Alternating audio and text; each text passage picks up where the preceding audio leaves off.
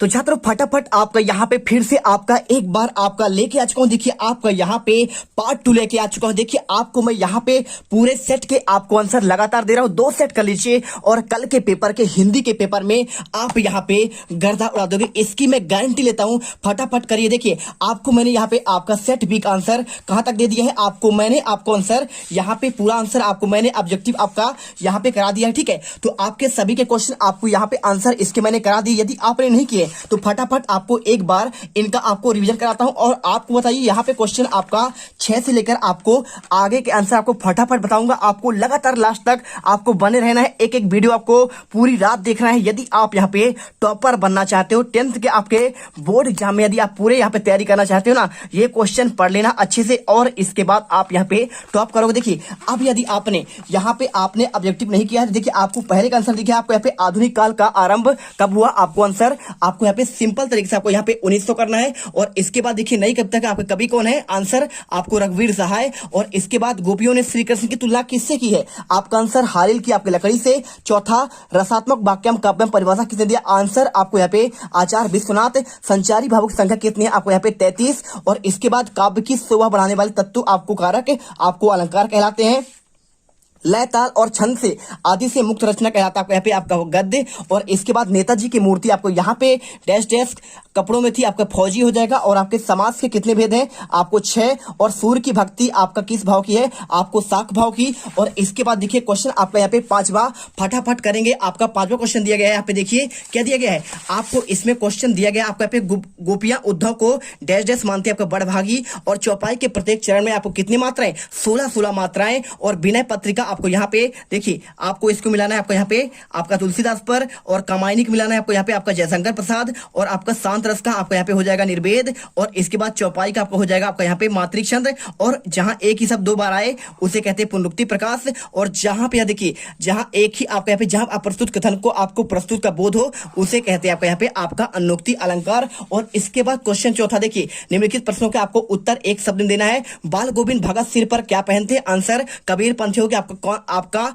कबीर पंथियों केसी आपका कलपट्टी टोपी। और इसके बाद भादों के महीने में कैसा मौसम होता है, आपका वर्षा का मौसम। बिस्मिल्लाह खां की आपका मां का नाम क्या, आपका मिट्ठन। और प्रतिमा पर सरकंडे का चश्मा किसने लगाया था, आंसर बच्चों ने। तो यहाँ पे क्वेश्चन दिया गया आपका यहाँ पे नेताजी की मूर्ति आपका किससे बना है, आपको आंसर संगमरमर। और इसके बाद हिंदी गद्य का सर्वाधिक आपका लोकप्रिय आपका विधा कहानी। और निम्नलिखित कथनों में आपको सत्य और असत्य बताना है। देखिए लोकधन उक्ति आपका मिलकर बना आपका लोकोक्ति आपका सत्य हो जाएगा। उपकार मानने वाला का आपका कृतज्ञ होता है, आपका कृतज्ञ होता है, आंसर असत्य करना है। तारकेश्वर नाथ ही आपका भोलानाथ थे, आपको आंसर यहाँ पे सत्य। और जब किसी बुद्धिस्ट की मृत्यु होती है तो रंगीन पताकाएं लगा दी जाती है, आपको यहाँ पे सत्य करना है। और इसके बाद देखिए आपको यहाँ पे नाटक में आपका 1 अंक होता है, आपको असत्य करना है क्योंकि नाटक में आपके अनेक अंक होते हैं, एकांकी में आपके 1 अंक होते हैं। वीडियो अच्छी लगे दिल से वीडियो लाइक करिए, दिल से मेहनत कर रहे हैं, दिल से आपको यहाँ पे टॉपर बनाएंगे। बाल गोविंद भगत हर वर्ष गंगा नहाने जाते थे, आपको सत्य करना है।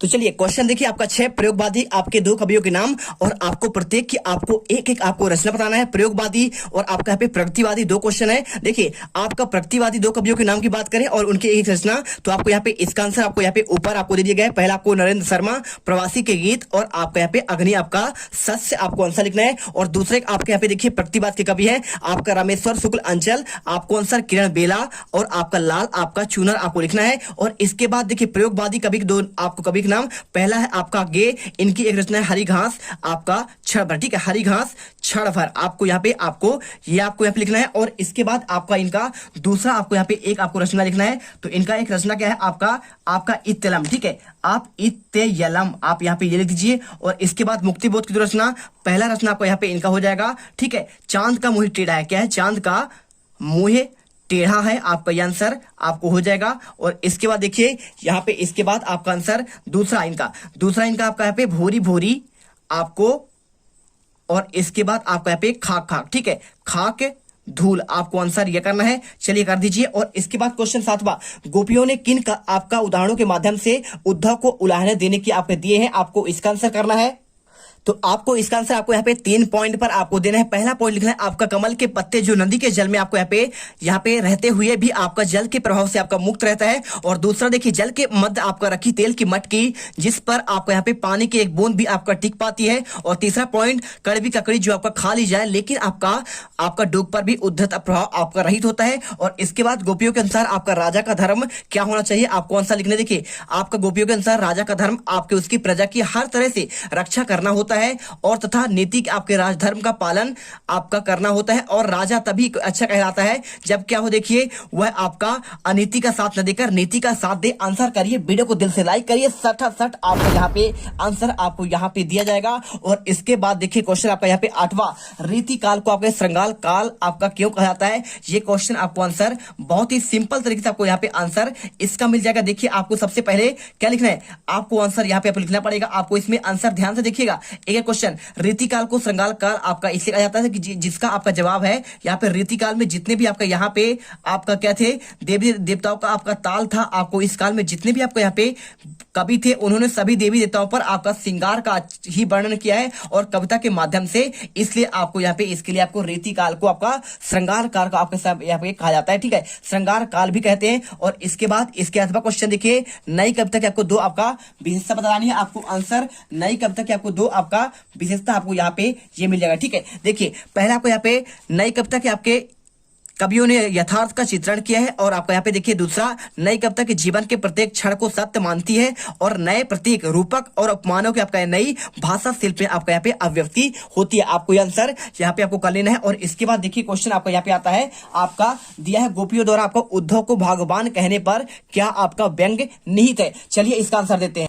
तो आपको यहाँ पे इसका आंसर लिखना है। देखिए गोपियों द्वारा आपका उद्धव के भगवान कहने पर व्यंग आपका निहित यहाँ पे ये लिखना है आपको, उद्धव वास्तव में भगवान न होकर अति भाग्यहीन है। वे कृष्ण आपका देखिए कृष्ण रूपी सौंदर्य तथा प्रेम रस के सागर में सानिध्य रहते हुए भी उस असीम आनंद से वंचित हैं और वे यहाँ पे प्रेम बंधन से बंधने और मन के आपके प्रेम के अनुरक्त होने की सुखद अनुभूति से आपका यहाँ पे पूर्णतया आपके अपरिचित हैं। और 8वां क्वेश्चन देखिए, आपका उत्साह कविता में बादल किन किन अर्थों की ओर संकेत करता है। आंसर आपको लिखना है यहाँ पे, बादल पीड़ित आपके प्यासे जन की आपको यहाँ पे आकांक्षा को पूरा करने वाला है। और आपको इसके बाद बादल नई कल्पना और नए अंकुर के आपके विध्वंस विप्लव और आपको यहाँ पे क्रांति आपका संभव करने वाला है। बादल आपका यहाँ पे कविता में नया जीवन लाने के लिए आपको सक्रिय है। और इसके बाद देखिए क्वेश्चन आपका यहाँ पे 10वां आता है, महाकाव्य एवं खंड काव्य में आपको अंतर बताना है। बहुत ही सिंपल आपको आंसर है। देखिए आपको यहाँ पे आंसर आपको बहुत ही बेहतरीन तरीके से आपको 4 पॉइंट पर आपको दे रहे हैं। मात्र आपके दो नंबर क्वेश्चन है, आपको 2 पॉइंट आपको याद करना है। क्या होता है इसमें देखिए,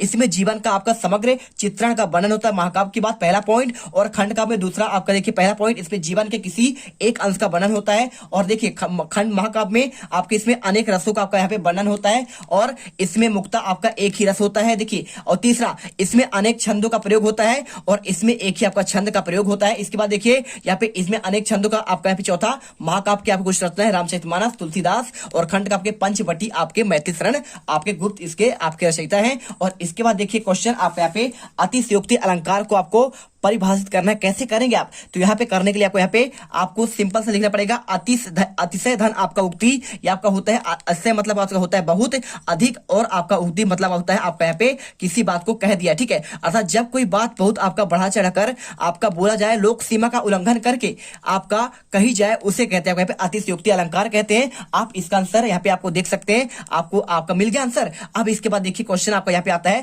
क्वेश्चन आपका 11वां, मानवीय कला आपको अलंकार की परिभाषा सहित आपको बताना है और आपका वीर रस और रौद्र रस का आपका यहाँ पे स्थायी भाव आपको लिखना है।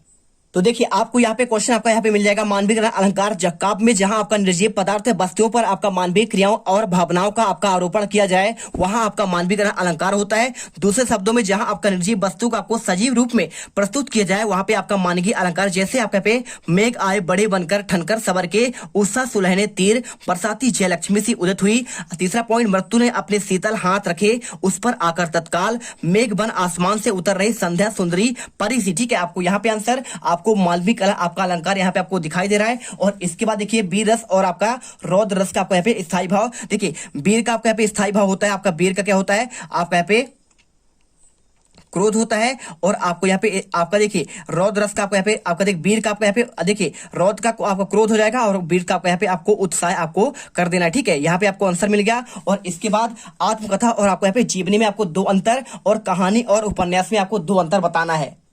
तो यहाँ पर देखिए क्वेश्चन आपका यहाँ पे आत्मकथा और जीवनी में आपको 2 अंतर। तो पहला अंतर देखिए आत्मकथा अपने आपका जीवन की गाथा है, जबकि आपका देखिए जीवनी आपका दूसरे के आपके यहाँ पे जीवन की गाथा है। और आत्मकथा में आपका रचनाकार अपने जीवन पर लिखता है और जीवनी में रचनाकार अन्य व्यक्ति के आपके जीवन पर लिखता है। देखिए तीसरा, आत्मकथा जीवन काल की घटना पर आधारित है, जबकि जीवनी में आपको जन्म से लेकर मृत्यु तक की आपकी घटनाएं होती है। आंसर करिए फटाफट, इनके आंसर आपको हम लगातार दे रहे हैं। और क्वेश्चन कहानी और उपन्यास में आपको यहाँ पे 2 अंतर बताना है। तो आपको यहाँ पे कहानी और उपन्यास में देखिए यहाँ पे कहानी की कथा आपका संक्षिप्त आपका होती है, विविध और विहीन होता है, जबकि लेकिन उपन्यास की कथा लंबी और विविध आपका पूर्ण होता है। कहानी में कथानक भी हो सकता है और आपका नहीं भी, और उसमें एक से अधिक आपके यहाँ पे कथाएं और अनेक आपके प्रसंग होते हैं। आपको आंसर यहाँ पे कर देना है। और क्वेश्चन देखिए, क्वेश्चन आपका यहाँ पे 13 लिखा है, सियानी ना होती है भी चश्मे वाले को आपको लोग कैप्टन क्यों कहते हैं। आपको आंसर यहाँ पे क्वेश्चन आपका देखिए आपका 14वां, नाटक और एकांकी। आपको यहाँ पे आंसर सारा को मिल जाएगा, नाटक आपका एकांकी में अंतर। आपको यहाँ पे सारे क्वेश्चन का आंसर आपको यहाँ पे नेक्स्ट आपके पार्ट पे फटाफट बताएंगे। तो लगातार आप यहाँ पे वेट करिए। तीसरा पार्ट में आपको यहाँ पे क्वेश्चन 14 से लेकर आपके आगे टोटल आपके यहाँ पे 23 क्वेश्चन का आंसर आपको एक ही बार में आपको यहाँ पे दे दिया जाएगा। वीडियो आपका लंबा हो रहा है, इसलिए मिलते हैं इस वीडियो पर। जय हिंद, जय भारत। अब अगर तुम लोगों को ये वीडियो पसंद आई तो यार लाइक मारो। एम करते हैं 2,60,000 लाइक्स के लिए। कंप्लीट तो वैसे ही नहीं होने, लेकिन बोलने में क्या जा रहा है ना। और अगर तुम लोग नए हो तो सब्सक्राइब करो, वो जो लाल वाला बटन है।